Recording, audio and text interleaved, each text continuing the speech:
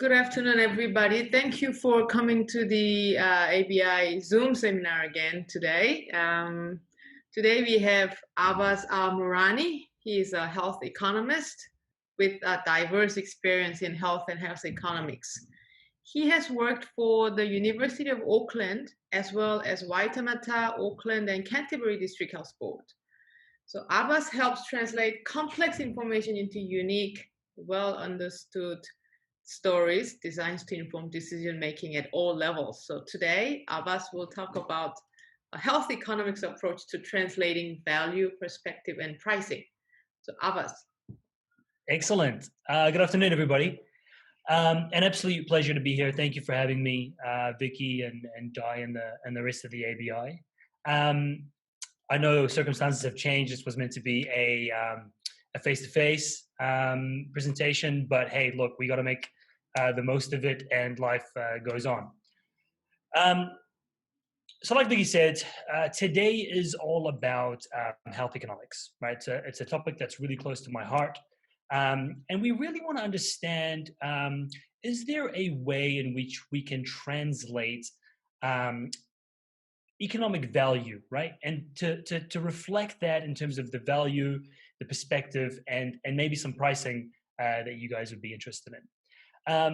Firstly, I wanted to say that I am going to be sharing these slides. If you are interested in getting these slides, please type your email in the chat box.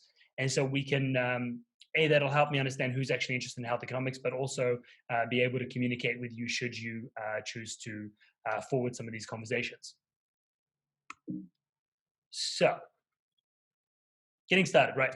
I want to give us the best chance to succeed. So I am going to mildly inconvenience everybody to just change their Zoom orientation a little bit, right? If you're on a Mac, I want you just to have a split screen. So I want to be able to have my presentation on the side, but also my face is a little bit bigger rather than a tiny little square. So if you can, we go to preferences or the little corkscrew for your settings. And then you can go to share screen preferences and go to dual screen or side-by-side mode. And that'll give you the best chance to sort of be able to see me rather than this tiny little cube in the corner. And that kind of brings us a little bit closer to real life. And I found that it really helps connecting. So I'll give you guys a few moments, maybe just 30 seconds just to do that if you choose to. Otherwise, no sweat at all. So that was preferences, and then it was share screen, and then it was side-by-side mode. Brilliant. Okay, so continuing on, right? I love questions. And so at any point in time throughout the presentation, I've got the chat box open. So if you feel like you want a question or if you want some clarity around some of the elements we're talking about, please ask it in real time. I'm sure your colleagues are going to be wondering the same thing. If I read the question and I think we're going to be answering it a little bit later on, I'll make sure to inform you. But questions throughout are really, really important to keeping that lively discussion happening. And we're going to try to have as much normality as possible. Lastly, a little bit note on digital energy. We're going to try to really, really keep the engagement up. So like I said, the questions are going to be really, really useful. Because I know that being on Zoom, being at home might play a part in terms of concentration levels. So we'll just try to keep that as high as possible.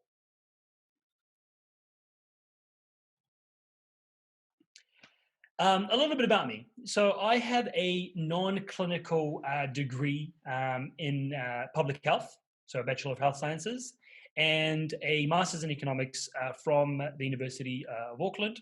And that's how I've sort of come about to be a health economist. And in recent times, roughly about a year, I've been investing heavily in machine learning and AI and sort of the data science space, given that we have more and more access to data through the IDI and various other organizations. Now, at the heart of HEC, which is Health Economics Consulting, the organization that I run, we really want to be able to tell unique, well understood stories, right? There's the emphasis on well understood stories, and we want those stories to inform decision making at all levels, right? Whether it's a board making some investment decisions, whether it's pricing for a particular product, whether it's the healthcare system providing economic justification for its decisions. But we want to be able to tell those unique stories that our clients tend to have. Okay, so why are you here? You're here today because you're interested in translating economic value, right? And when we'll define that, and we'll go into what that might mean. But you heard the term translating economic value, and you thought, yep, I really want to be here, right? I'm interested. You might be interested in pricing, right? How do we price a health product?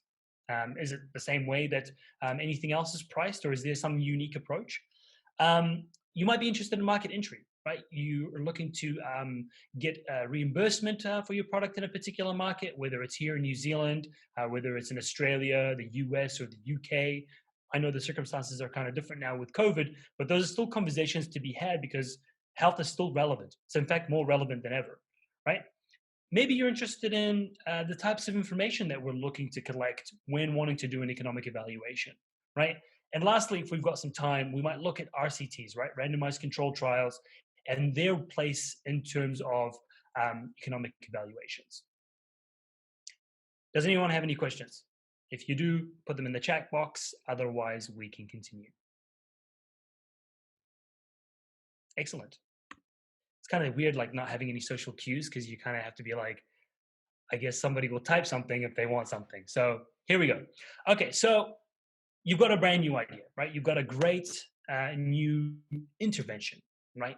And the definition of an intervention in terms of a health product is going to be quite broad, right? It's going to be, could be a drug, right? It could be an application, whether it's a mobile application, or it could be an in-hospital system application, right? Or it could be a medical device. And I know there's going to be a lot of crossover with some of the definitions around what that might mean. But for the sake of this presentation, we're going to refer to that from now on as a new intervention. Okay, so this new intervention is going to come up again and again. So let's just remember that part. And because you've developed a new product, you have this new intervention, right? It has the potential to impact in a number of ways, right? And we're going to keep it simple. There's going to be a lot of things that it can impact, but let's just keep it simple with 3 elements, right? The first element is patient pathways, how people traverse through the healthcare system as a result of our intervention, right? How does it impact patient pathways, right? How does it impact clinical practice, right? It might not, but it might, okay? The other area for potential impact is costs to either the individuals, the healthcare system, or a combination of both, okay? For example, if you change clinical practice or you have a screening tool that then justifies saying, okay, well, this patient might not need a scan that they would have otherwise got, right? And so that's going to have some cost to either an individual or the healthcare system, right? And lastly, this new intervention might have a potential to impact outcomes.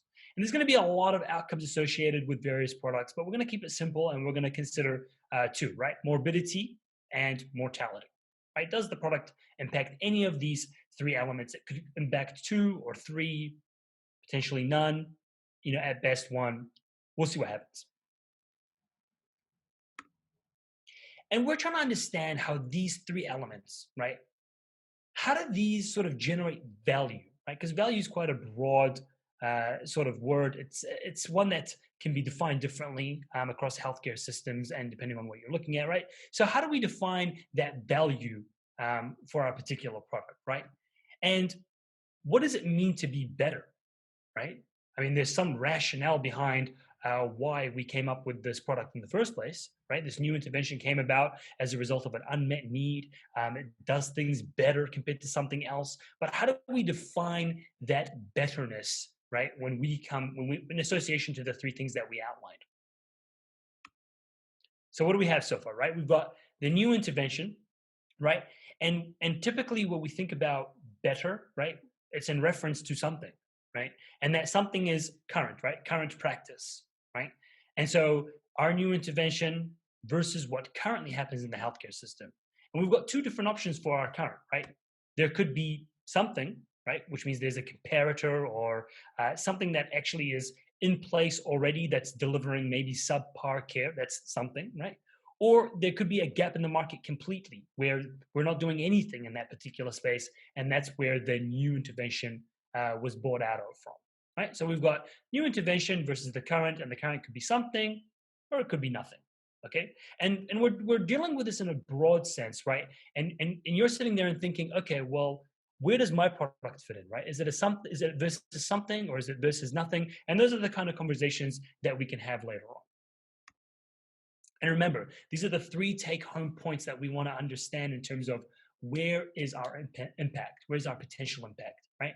Is it patient pathways, right? Is it cost to individuals and healthcare systems, or is it impact on outcomes? Okay, so now what? Now we actually have to do a really brief history lesson, right? Because the literature around health economics is vast, right? And people use different language all the time. Now, these are very common things that you would have come across, right? You would have come across, the most common one that you would have come across would have been cost effectiveness analysis, right? You would have been reading some article that has cost effectiveness analysis, right? And you're like, okay, hang on. And then you come across cost utility analysis. And then there's cost benefit analysis. And historically speaking, quite a few years before my time, was cost-minimization analysis, right? These are the terms that were floating around in the literature. And you thought to yourself, wait, hang on, are these the same thing? Are they different things? I'm not 100% sure. So we're going to need to unpack that because we want to be on the same page, right? And the other element that we want to consider from a history lesson perspective, right, is the incentives, right? We know there's every other day there's something in the media about DHBs being in debt, right? There's financial constraints happening all the time, right? And the way I like to think about it is that historically speaking, and this isn't for every single management, right? But management is typically trying to minimize costs, right? They're trying to contain costs, right? No offense to any managers in the crowd at the moment. I'm saying on average, right, the healthcare system is trying to manage the ever expanding health expense, right? And then you've got clinicians who, historically speaking, are outcome maximizing, right? So we've got this weird dichotomy happening here where part of the healthcare system wants to minimize costs, right? And part of the healthcare system wants to maximize outcomes. And historically, it's really struggled to do both at the same time because that's the ideal situation, right? We want to be able to do both at the same time. Okay, so let's break down the language first, right? And then we can move forward from there. Okay. Excellent. Yeah, Corey, very good. So a question came through saying, or not question, but a statement saying, I reckon you can add patient-reported outcomes too.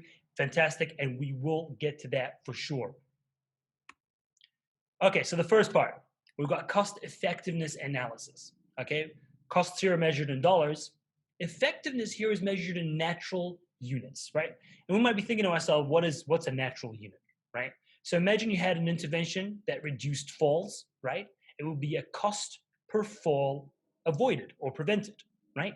If a medication reduced the chances of heart attacks, right, it will be a cost per heart attack evaded, right? These are the natural units to the particular intervention, right? This is how historically things have happened in the healthcare system. And one immediate drawback is that it's very difficult to compare between a system of falls and a system of heart attacks, right? They're different. They impact patients differently. And how do we know if one of those or either of those investments are good from a health system perspective, right? So just something to think about. The second language that we'd have heard would have been cost utility analysis, right? Costs are again in dollars, right? But utility here is in quality adjusted life years, right? Qualities, right? And if we want to look at these a little bit better, right? So QA, quality adjusted, that's the quality of somebody's life, right? And the LY is the life years, which is the quantity of somebody's life, okay? And typically, cost utility analysis is done from the perspective of the healthcare system, okay? And it's a composite measure, right? So it takes into account both the quality and the quantity of life, right? Irrespective of whether it's a fall, because falls will reduce people's quantity and quality of life, and heart attacks will also reduce the quantity and quality of someone's life, right? So it's a composite measure. So there's an immediate strength there as well. Next up, we have cost-benefit analysis, right? And this is where the cost is measured in dollars, but also the benefit is measured in dollars. And typically what we find is that cost-benefit analysis is done from a societal perspective, right? It includes time off work, right? Lost wages, people that have to have caregivers look after them, right? It takes into account those elements that we might not be so sure about in terms of counting them, right? Like what's an average wage? What's Auckland's average wage versus the national wage, right? You kind of get into a little bit murky waters. But again, we will decide on which one and why. And lastly, we have cost minimization analysis, right? And that's just the cost in dollars. And so we say, how much did this thing cost? How much did this thing cost? And the difference between them dictates what kind of decision we make, right? And that's poor because we don't take into account outcomes. And outcomes are really, really, really important because at the end of the day, the health system is actually purchasing outcomes. They're buying your product or they're buying this new intervention because they want to purchase outcomes, right? They're going to say, we're going to generate this much value for our patients that we're looking to serve. Okay? So who's the winner, right? So apart from the tonality of my voice, right? Cost utility analysis is by far the clear winner here, okay? Because one, you're able to compare apples with apples, right? And empowers the healthcare system to be able to say, hey, if we want to invest in this particular intervention, irrespective of the outcome, right? Can we do that with something else? Well, yes, of course we can, because we have this quality adjusted life here, right? So that's a nice composite measure. Secondly, the healthcare system has its own budget and wants to reimburse for the elements that it has control over, right? And so the type of analysis that cost utility analysis does is from the perspective of the healthcare system, right? It doesn't take into account lost wages or anything in terms of the, and so yes, there are some drawbacks there for sure, but we're looking for a system that is consistent, right? It's rigorous, right? And it can provide consistent methodology going forward. If you have any specific questions regarding why cost utility analysis is typically the way to go and why other healthcare systems around the world are opting to use it, please put it in the chat and we can come back to it. Otherwise, you're more than welcome to use my contact details on my shoulder to hit me up. So some of you might be thinking, okay, so this quality adjusted life year thing you're talking about sounds fantastic. How do we get it? Right? Where do we generate it? What do we do with it? Right? And it's actually really, really, really easy. Right? We can collect it via a standardized questionnaire. So there's 2 standardized questionnaires that are provided: the EuroQual 5 dimensions, right? And then the SF36, which is just a slightly bigger and wider version of the EQ5D, but it's by a different provider. I typically use the EQ5D, and I would recommend using the EQ5D. New Zealand uses the EQ5D. There's a lot of international literature for the EQ5D, and this kind of ties in with what our friend Corey here said. He said, I reckon you can add patient-reported outcome measures, right? And so these questionnaires are patient-reported outcome measures. And you would have heard lingo being said around the healthcare system. They're known as PROMs, right? Patient-reported outcome measures. And district health boards like Waimea DHB are investing heavily in being able to gather this information from their patients on a regular basis. So for example, Waimea DHB, now when you have surgery, right, before you have surgery, before you qualify for surgery, they give you an EQ5D questionnaire. Now, what the heck's an EQ5D questionnaire, right? And how can it generate quality and quantity of life? We will get into details a little bit later on, and without crowding the discussion too much, right? EQ5D is the EuroQual group, and 5D is 5 dimensions, right? They're the 5 elements that have been defined as being most important to an individual, right? And an example of some of these 5 are pain, right? So if you have pain, then you're probably going to have a reduced quality of life. Mobility. If you have poor mobility, then you're probably going to have a reduced quality of life. Usual activities is one of them as well. So if you're able to participate in usual activities, that means you're going to have a better quality of life. And the fourth one is anxiety and depression. Or if you've got some form of anxiety and depression, then that's obviously impacting your quality of life. Okay, and then there's some other mathematics stuff that happens to be able to generate the life years, but life years are essentially life expectancy, right? How long somebody's expected to live with that particular quality of life. Okay.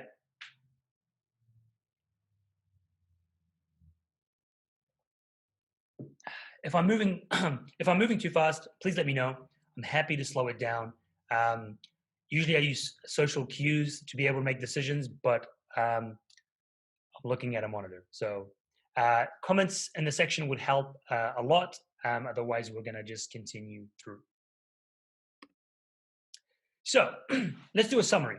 Okay, let's do a summary of the information that we have so far, right? We've got our new intervention. We know that we want to compare it to what's currently in place, right? Whether it's nothing or something, okay?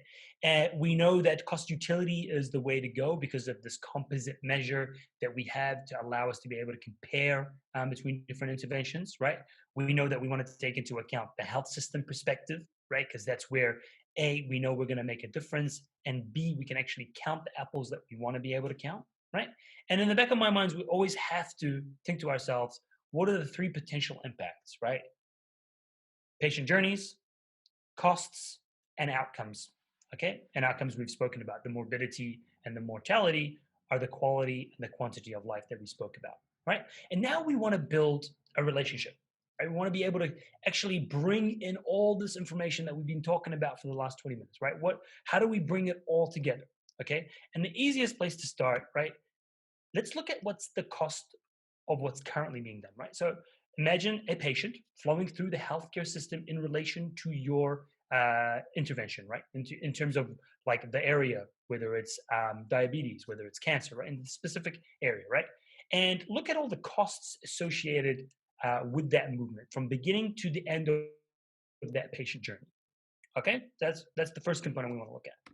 The second component is the cost of the new intervention, right? Because we might change patient pathways, we might acquire new costs, we might have some level of cost savings. So we want to look at the costs associated with the new intervention. And just as a seed planting activity, that's where the price of your product will go.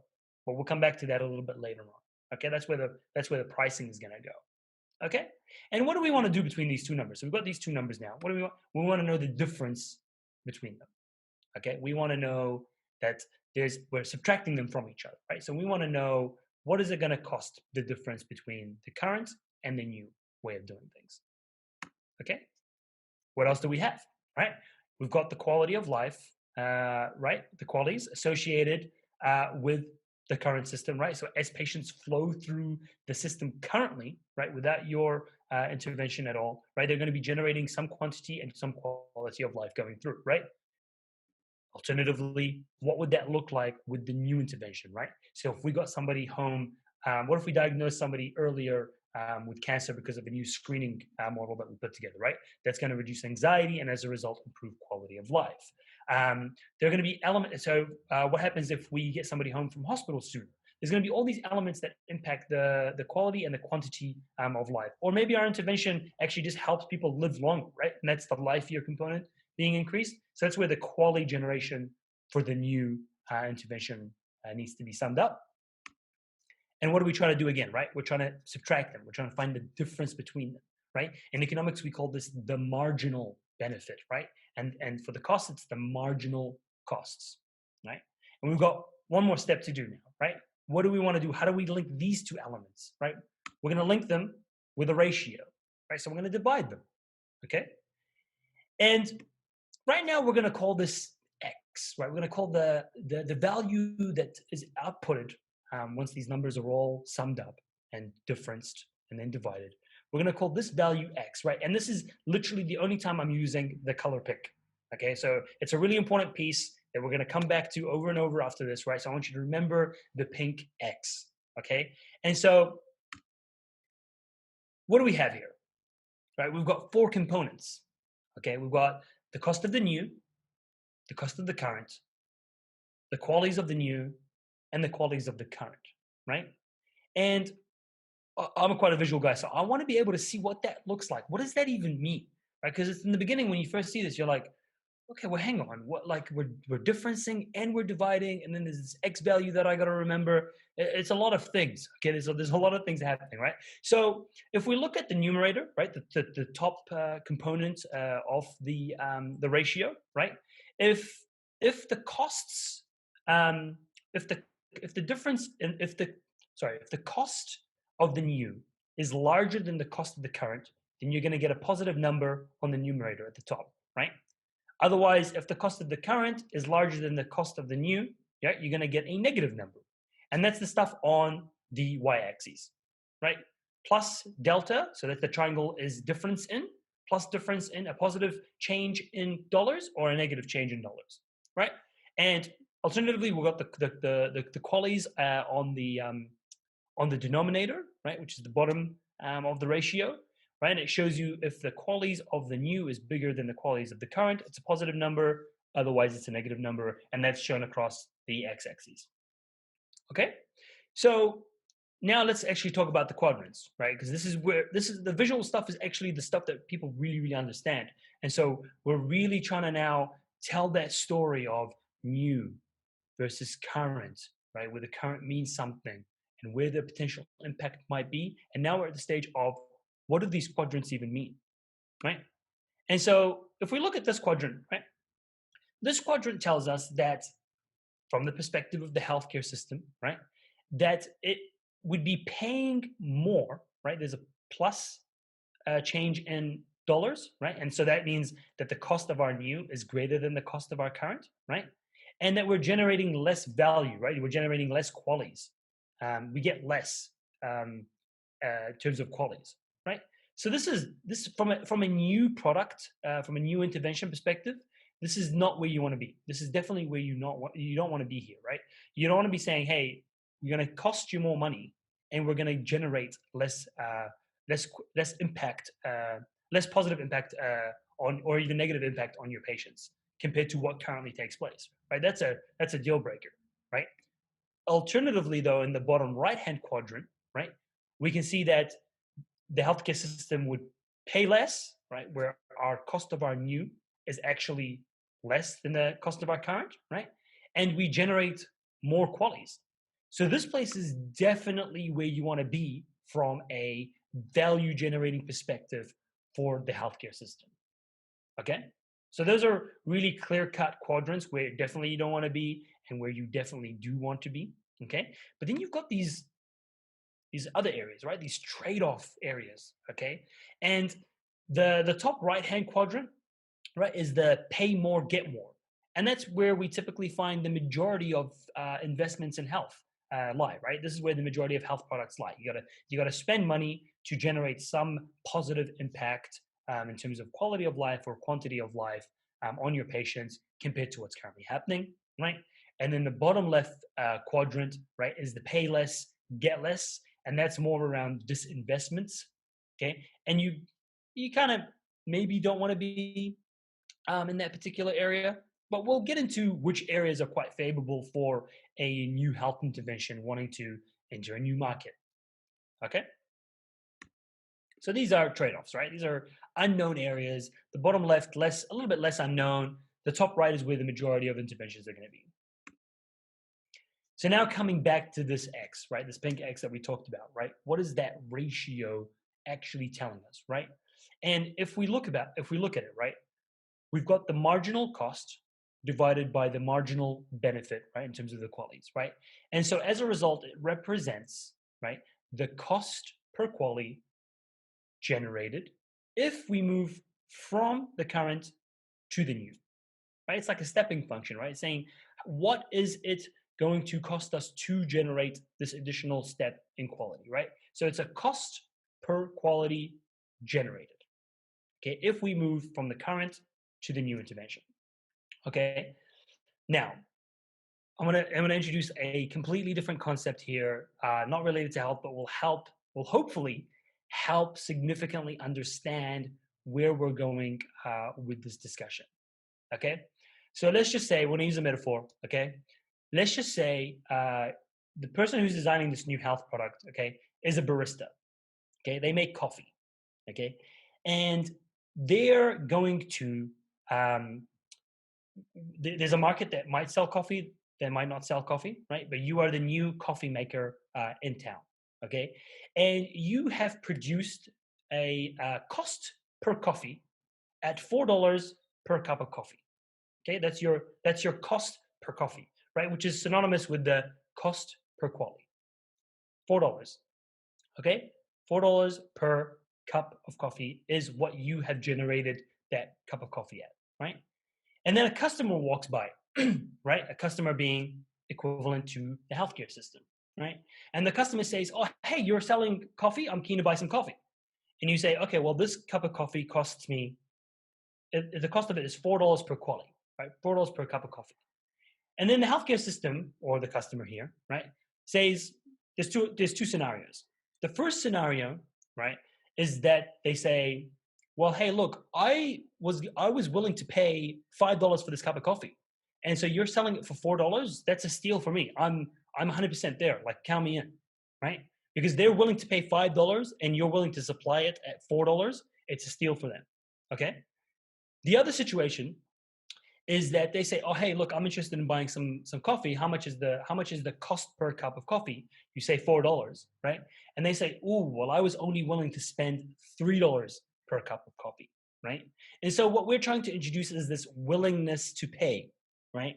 And so what does that look like on the same exact graph, right? And so anything below that diagonal line, right? Coffee is good value, right? The system was saying, I'm willing to buy it at a higher price than what you're willing to supply it for, right? Okay. If anyone wants me to repeat any of what I just said about the coffee example, as painful as it might be, please let me know. The concept here, the really important take home concept, is willingness to pay. Okay. What is the system willing to pay when you are in the trade-off zone, right? Remember the top right-hand corner and the bottom left-hand quadrant on this graph are trade-off zones. So anything below it, the system is getting a better deal for making an investment in your product based on the costs and the outcomes and the impacts on patient pathways. Okay? These two things are still there. So now the point of this is that we're actually trying to sketch out, right? We're trying to shade the area of where ideally the value for our product is going to be, right? But where does this X go? Like, where does this X go now, right? We're thinking about now bringing this back. Where does it go? So I spoke about shading an area. So from a health systems perspective that is looking to invest in a product, right? Which is the whole point of this whole thing, right? You're trying to get people to invest in your product, right? Because it's valuable, right? And now we've talked the language about what value means to the healthcare system, why, and what components it considers, right? And we've got an area that we want to be in. Obviously, the bottom right-hand quadrant is the best area, right? Because it's an area in which we're saving money and generating value. But we've also now additionally added that pizza wedge in the top right-hand corner where it's still really good value for the healthcare system to invest. So let's just say it was right on the line, right? Right on the line means you're selling it, you're supplying it at $4, right? And the healthcare system is like, that's fantastic because I bought $4 with me, and so I'm definitely keen to buy it at that price, right? But is that really good enough? Do we like as you know as health economists, as people wanting to price a particular product strategically to maximize its use, to maximize the number of people that purchase it, to get into the healthcare system? Do we want to be taking the risk of them being exactly at $4, or do we want to say, hey, well, maybe if we changed the pricing around a little bit? Remember, we put pricing in the top equation. Then maybe we can move down towards the favorable quadrant, right? Being in the bottom right-hand quadrant is really where you want to be, right? In terms of a value generating a sort of intervention, right? But also being in the top right-hand wedge is not bad either.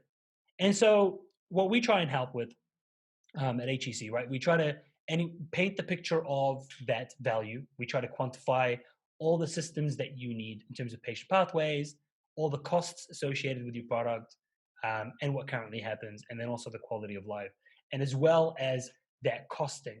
Now, we are storytellers and we provide advice. So at the end of the day, different people are willing to accept different amounts of risk, right? And so what we might say is we might give you all these pink X's, and you might take it to your board and you might say, hey, look, we're willing to accept the third X from the bottom, but still in the top right quadrant. Totally fine by me. What we do is we give you that accuracy and some of that uncertainty around where your price might lie. And so that's how price and value are really, really related, right? And going down that line is where we ideally want to be.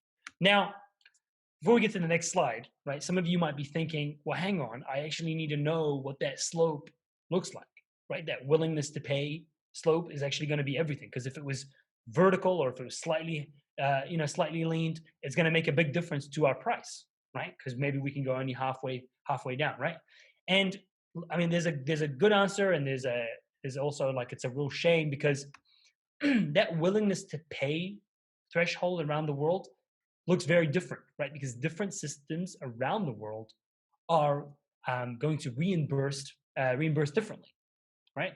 So I've got Michael O'Sullivan asking a question. I'm understanding the cost or qualities metrics. Excellent. We will come back on how do we acquire some of these metrics for sure.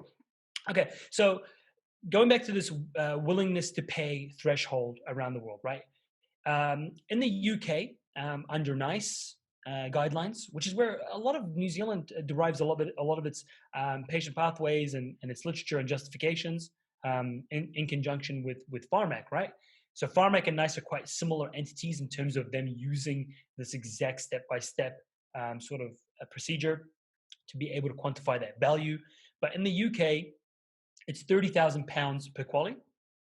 Okay, and so they say to people that are coming up with a new health intervention, they say, look, if your product generates qualities at a cheaper price than $30,000, you're most likely going to be able to get a deal where we buy your product, right? If it's above, then you're going to have to take the scenic route, right? And so that kind of gives people an idea, because if you look at the published literature through NICE, if you go to the NICE website, they've got a lot of published literature. You can see a lot of the economic evaluations there have a threshold value, a value that is below the threshold of £30,000, and that's why they're getting funded. In the US, it's $50,000 per quality, and the US market is a different beast because they have an insurance scheme. And so insurance schemes act like little mini healthcare systems that negotiate their own deals and are willing to reimburse for different elements. And we'll come back to some comments about the US in the next slide. The question that you guys might all be asking right now is, what about New Zealand's threshold, right? And Pharmac has an anecdotal threshold, right? The first value for Pharmac is an anecdotal threshold. It means it's not official, it's not published, right? But we see things typically between $15,000 to $20,000 per quality being funded. There are things on the schedule, the Pharmac schedule, that are £300,000 New Zealand dollars per quality, right? So some cancer medication that only improves life by 3 to 6 months, but doesn't improve the quality of life, right? There's going to be very, very, very expensive medication in that field.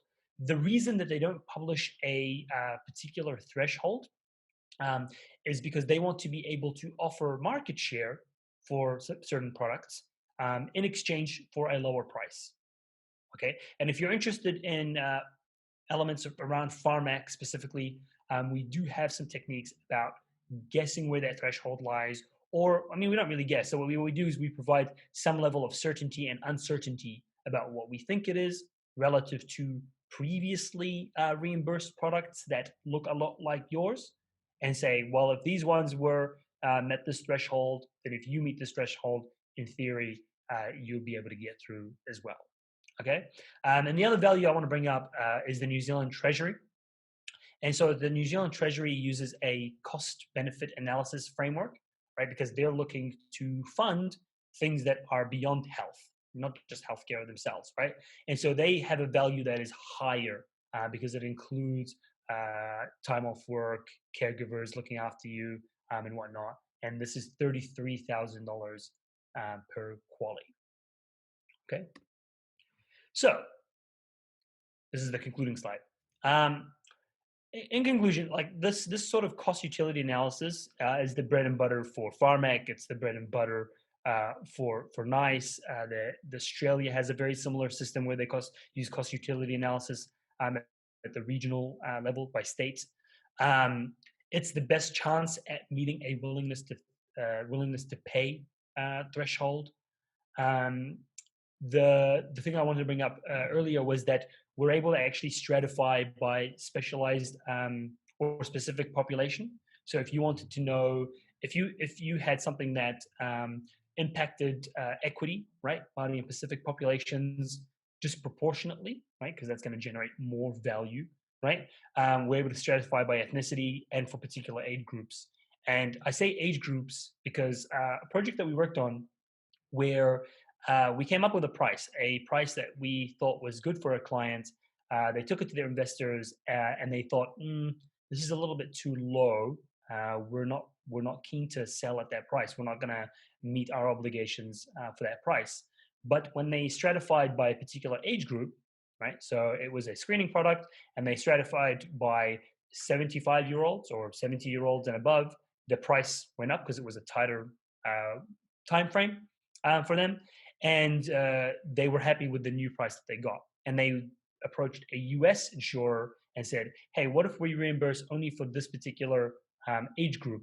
Would you be willing to buy our product, right? Because for them it was good, and also it was still good for the US. And so there was a mutual sort of gain when you looked at particular age groups or populations. Lastly, so we have a question from Michael that relates to that last point. Understanding either costs or qualities can often be difficult. If I can improve surgery scheduling, what effect does that have on DHB costs or qualities? Do you have any suggestions on how to get these kind of metrics? For sure. So estimating about the efficiency about how people flow through the healthcare system, right? To answer something specific like that, right?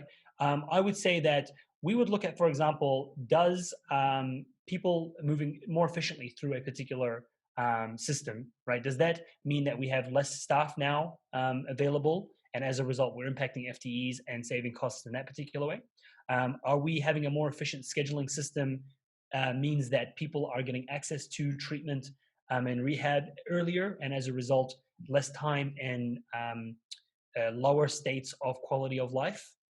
So that's where you can kind of begin to estimate fairly quickly what you need. So you might not need to, you might have a theory about what your product does. So you might say, hey, look, we think our product is going to reduce waiting times, but we're not quite sure by how much, right?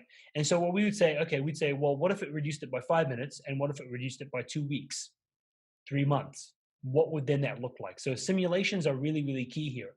And that's where the last point comes in about inputs, right? So some inputs can come from literature. Somebody else might have done some research about reducing waiting times and improving quality of life, right? And we would say, does that literature look appropriate for what we're trying to do? If yes, we can use some of those findings, right?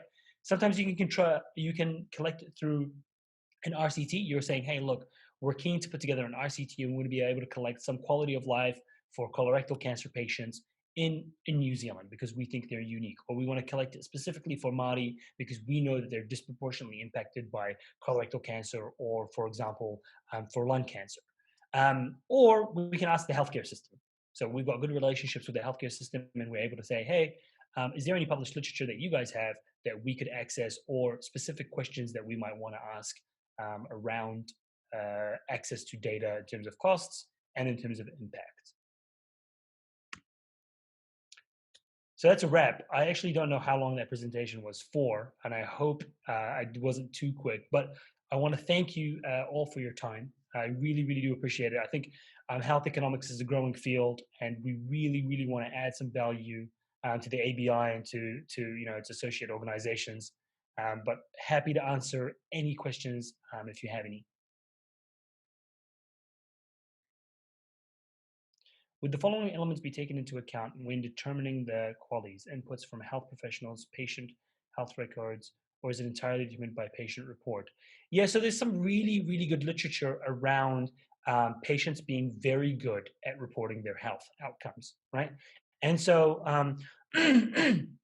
well, we'd say like health professionals for sure will have a say in terms of, if it depends on how big the project is. I mean, sometimes I would encourage clients to do a focus groups with the healthcare professionals that are going to be using the product and where they think there might be some changes in terms of the impact, right? So it widely depends on what you're trying to collect, but honestly, like the expert opinion is good, but PROMs, patient reported outcome, these guys, I mean, at the end of the day, if the surgeon says, I did a very good job on the hip replacement, but the patient can't attend their grandson's rugby game or hang their washing and they've got pain at night, right? Then frankly, that hasn't achieved the outcome that the surgery needed, right? So actually, patient reported outcomes are a very, very, very good metric to know whether your product is doing good or bad. Hope that answers your question. And it's being widely used, by the way. Like, I mean, PROMS, EQ5D, SF36, the literature is huge, and New Zealand is really, really hopping on board. I mean, Matter, like I said, are collecting this on a regular basis. Auckland and Matter are very, very similar. Yes, they've got competition between them, but Auckland will eventually come on board. We know that Canterbury is going to be using a very, very similar system. We've got guys that used to be at Matter that are now gone to other DHBs that are encouraging their district health boards to invest in PROMs. It's a very, very cheap and very, very quick way to be able to understand the population that you're serving and to make sure that you're actually delivering the health services that you say that you're doing, right? And this is where your product is going to go. Your product is going to be in that field with district health boards, Ministry of Health, NGOs, and this is the best way to get it in there. Calculating the cost of existing something is really challenging as hospitals now keep good records. Time-driven, activity-based costing is used widely across health systems, including New Zealand. Yes, I totally agree. Yeah, I mean, we might have different definitions about what's a good record. New Zealand is actually fantastic. Julie Harris helped build a lot of the costing systems around district health boards in New Zealand, and I've looked at that data firsthand, and I can tell you it's very, very, very, very good. And I think, I mean, the tactic that we use, we can tell you guys, we use what's it called? We use like an expression of interest. An official information act to be able to get some of this information. And so we literally request a specific piece and down to the WEIS, which are weighted inlayer equivalent scales. And that's like how the DHBs cost their systems. So I can tell you straight off the bat, the costing is never the problem. The costing of interventions, what currently happens, and because what we do is we look at all the patient pathways. We map out the full patient pathways, and then we ask clinicians where the costs are. We ask accountants, we ask CFOs where the cost points in that system are, and then we cost it accordingly. And we do an 80-20 rule. So we know that there's going to be 5 or 6 or 7 different costs that make up the vast majority of the costs associated with that pathway. And so we're not looking at whether someone needed like a Band-Aid and it cost them $2. We want to know big bulk costing, and they're usually done in cost weights. I'm not sure if anyone's come across cost weights. So cost weights represents an average bundle of health services that a person accesses. And so, like I said, there's some really, really, really good costing systems in New Zealand and abroad that you can access for sure. Health economic analysis is being increasingly incorporated into clinical trials, and this makes perfect sense when comparing, say, treatment A to treatment B or placebo. How do you incorporate health economic analysis into more basic theoretical research? Excellent. So, yes, RCTs are the gold standard for sure, 100%.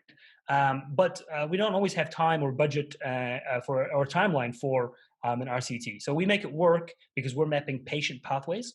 And so what we do is we say the patient at the beginning of their journey, right? What do they look like currently with the system, right? And we follow their costs and their outcomes. And we do the same thing with an intervention, the new intervention that we're doing. And so for us, they're mutually exclusive in a way. They don't have to be done simultaneously like an RCT would. But however, what we do is we say, I mean, at the end of the day, the client who's producing the product knows their product, right? But we can hypothesize about what we think potential impact might be and what might be any unintended consequences of use, right? And usually clients that are introducing a new product, they have a clinician on board. They've sort of flirted with the healthcare system to say, hey, would you guys be interested in this particular product? Would there be any adoption issues with getting this product in? We have worked with the I3 before, and we know the I3 is the Institute for Improvement in Innovation, run with Robin Whitaker from White Matter DHB, and they're always getting clinicians in to be able to test products and to be able to adopt new products. And so there is a mechanism to say, if this is what adoption looks like, if this is what success looks like, how would that impact patients? And if we know how it impacts patients, then we can count their costs and their outcomes.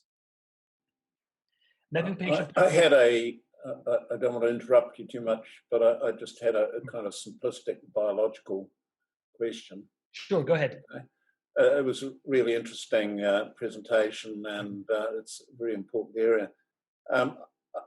But humans aren't kind of inbred mice, so basically, whichever metric you're looking at, depending on the number of humans you look at, you'll end up with a range. I'm just trying to understand better how you cope with the sort of Gaussian distribution curve that you'll get when you plot whatever metric against whatever you're measuring in terms of the range of values you get for each individual patient or individual procedure or individual, well, probably that covers it.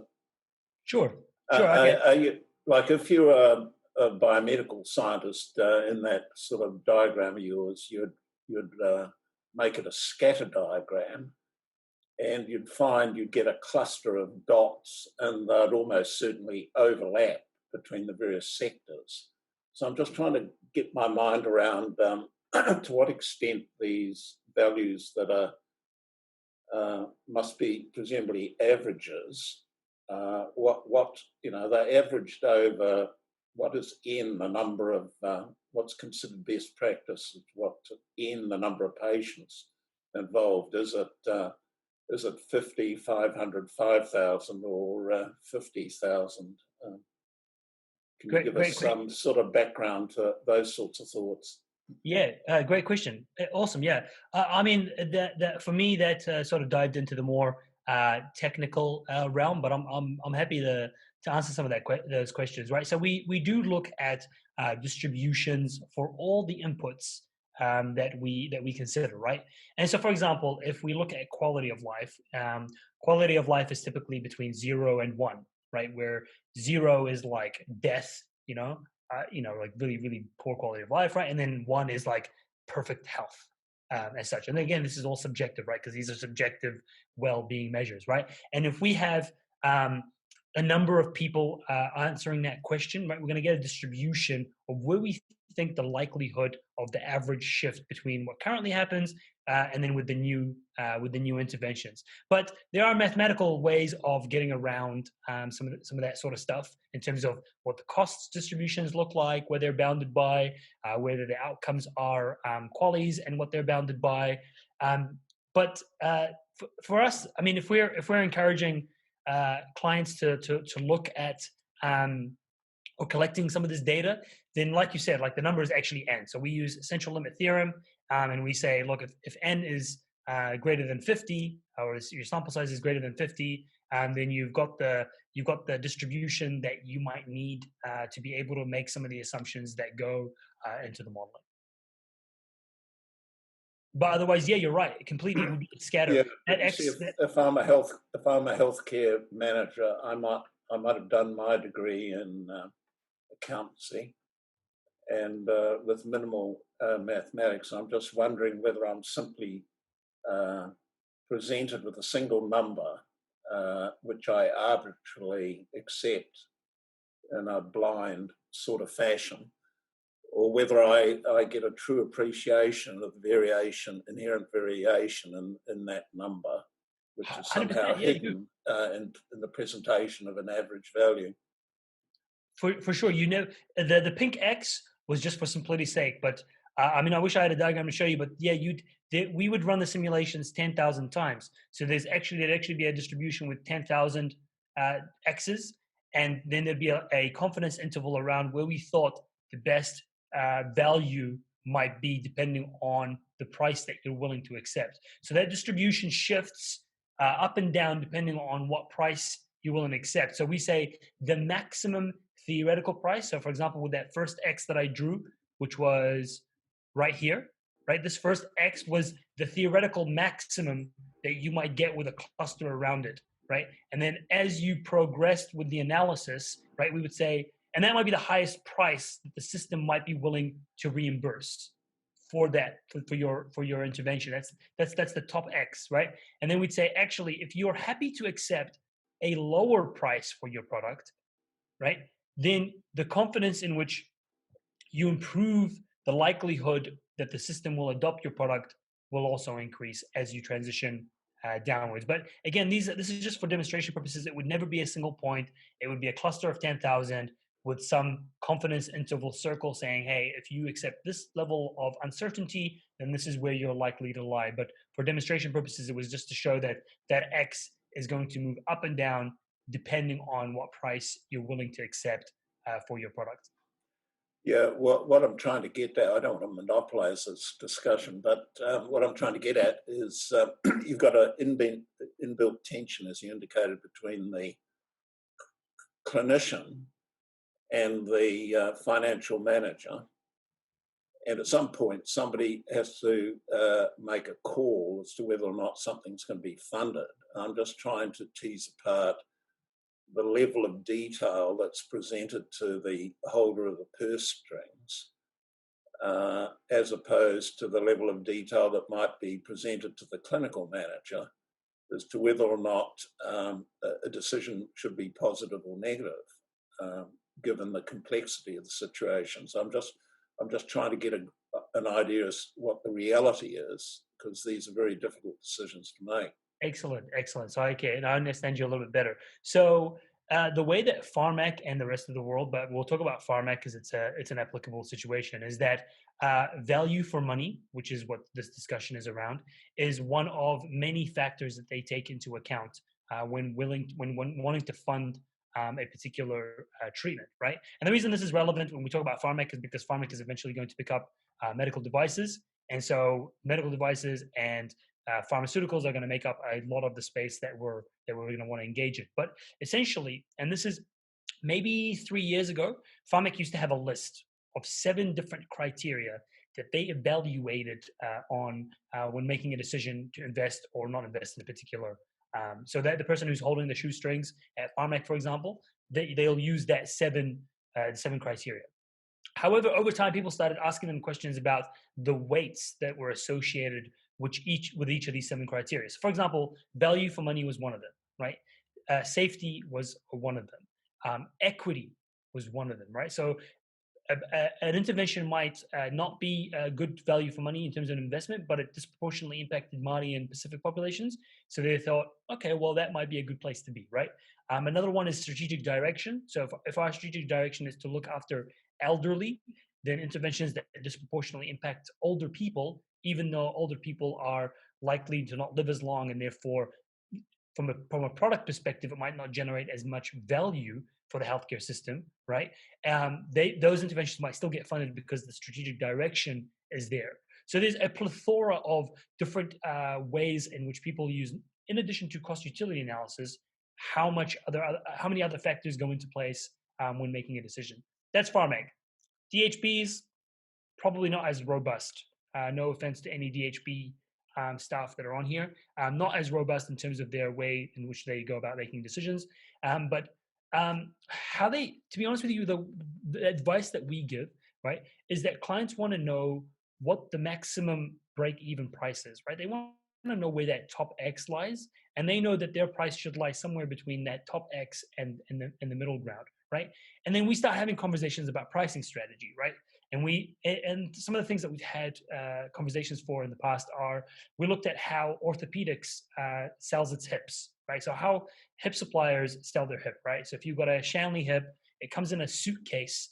It comes with, if you're doing a cemented hip, it might come with like a little bowl for mixing, but it's like a little kit, right? And each kit is sold as a per patient use, right? You can't really use that bowl again. I mean, you could use that bowl again, but the next time you take the off the shelf hip, you're going to have another bowl, right? And so pricing that whole package is what then what we do as part of a pricing strategy plan. But this exercise here that we spoke about it's about how do we count value and what's a theoretical maximum for that price.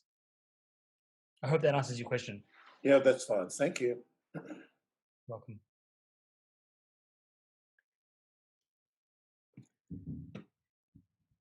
Anything? Any other questions?